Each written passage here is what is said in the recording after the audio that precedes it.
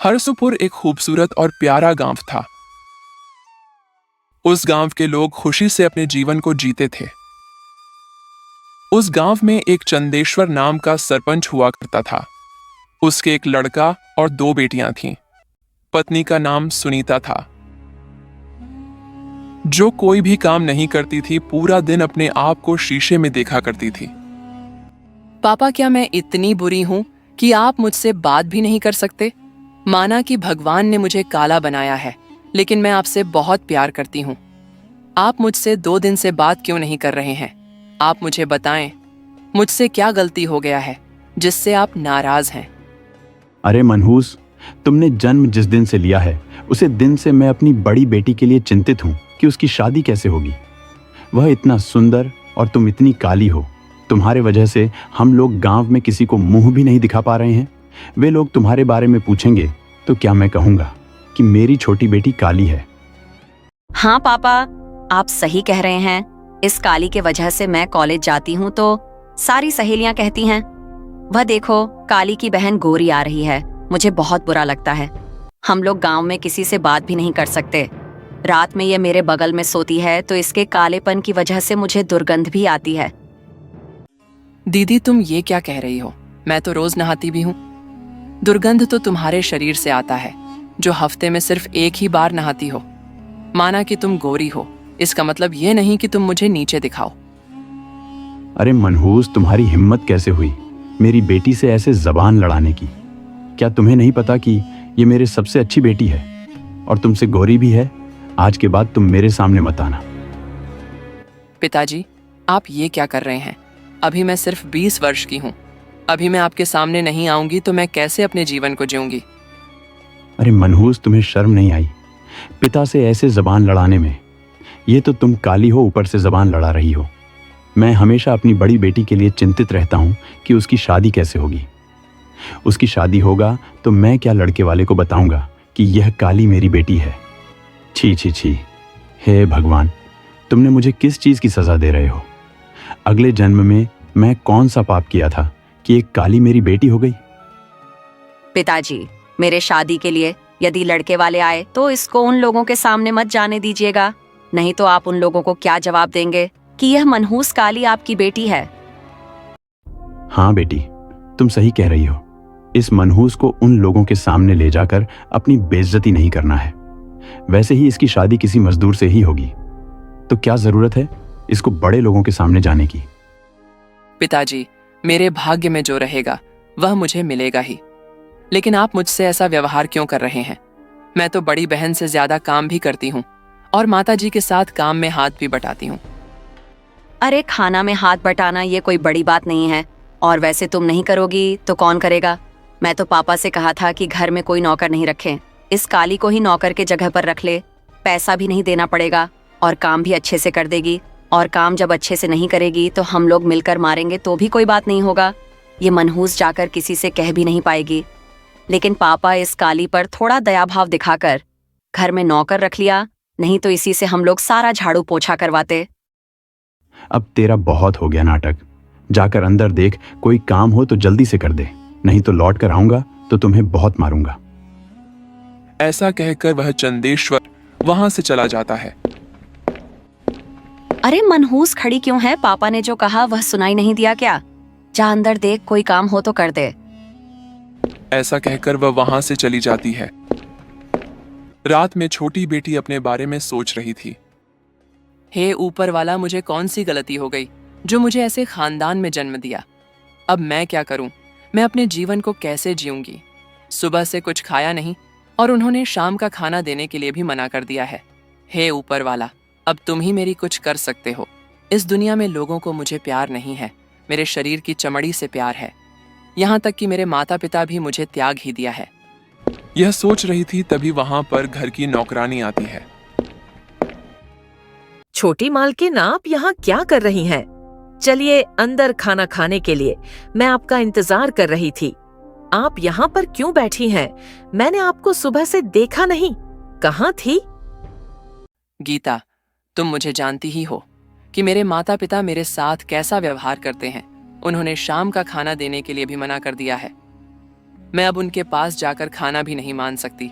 सुबह से कुछ खाई नहीं हूँ, बहुत तेज भूख लगी है। छोटी मालकिन, आप ऐसा क्यों कह रही हैं? मैं आपको खाना लाकर देती हूँ, क्योंकि आपने मेरे बुरे समय में मेरा साथ दिया था। यदि मैं अभी आपकी मदद नहीं करूंगी तो भगवान मुझे कभी भी माफ नहीं करेगा। ऐसे सेठ की छोटी लड़की अपनी नौकरानी से बात कर रही थी और नौकरानी उसे समझा रही थी, और घर के अंदर दोनों पति पत्नी आपस में बात करते हुए। अरे कब तक शांत बैठेंगे? बड़ी लड़की की शादी की भी उम्र हो गई है। अब उसकी शादी के लिए रिश्ते आ रहे हैं। आप जल्दी से हाँ कर दीजिए, उसकी शादी हो जाएगी और वह सुखी से अपने घर चली जाएगी, तो हम लोगों का भी थोड़ा सा भार हल्का हो जाएगा। अरे शादी के लिए रिश्ते तो आ ही रहे हैं। अभी आज सुबह ही बगल के गांव के सरपंच का लड़का का रिश्ता आया था। अच्छा खासा पैसा भी कमाता है, लेकिन यह समझ में नहीं आ रहा है कि इस काली के वजह से कैसे मैं उनके सामने जाकर कहूंगा कि मेरे 3 बच्चे हैं। मुझे समझ में नहीं आ रहा है कि क्या करूं। ये काली मर भी क्यों नहीं जाती। अरे मुझे पहले ही पता चला रहता कि यह काली मेरे पेट से जन्म लेगी तो मैं उसे पेट में ही मार देती। पता नहीं किस पाप की सज़ा ऊपर वाला मुझे दे रहा है। इस काली के वजह से मैं गांव में किसी और औरतों को मुंह भी नहीं दिखा सकती। मैं इतनी सुंदर, मेरी बड़ी लड़की इतनी सुंदर, और यह मनहूस काली पता नहीं कैसे हो गई। हे भगवान, इस काली को आप उठा लो। मैं आपको 5 किलो लड्डू चढ़ाऊंगी।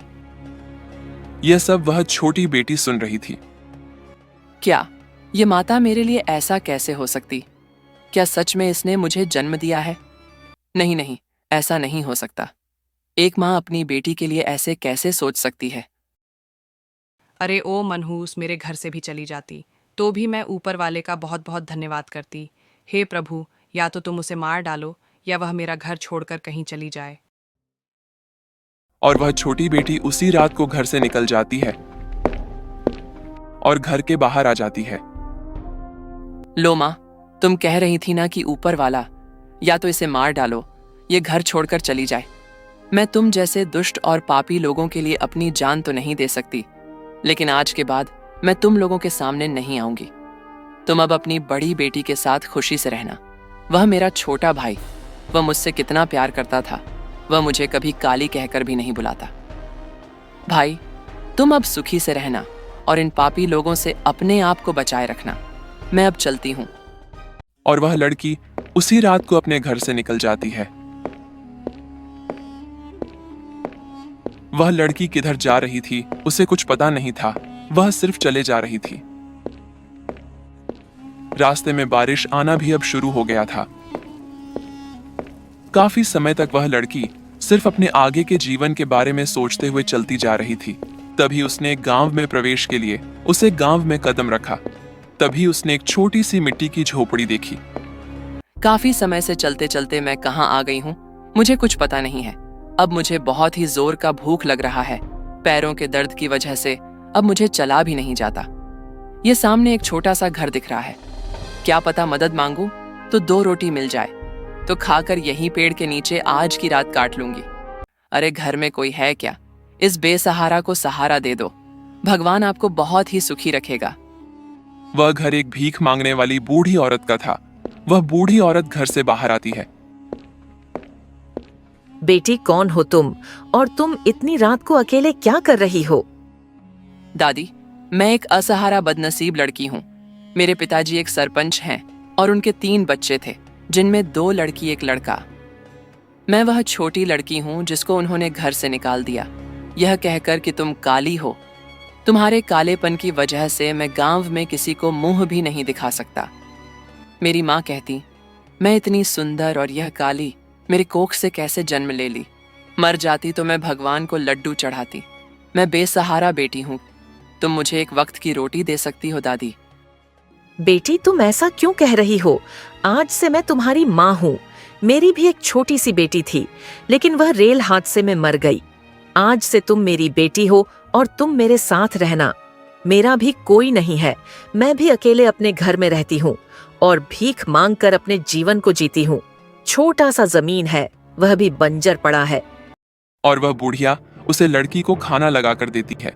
वह लड़की खाना खाते हुए, मैं अपने पूरे जीवन में ऐसा खाना नहीं खाया था। आपने मुझसे इतना प्यार से खाना खिलाया।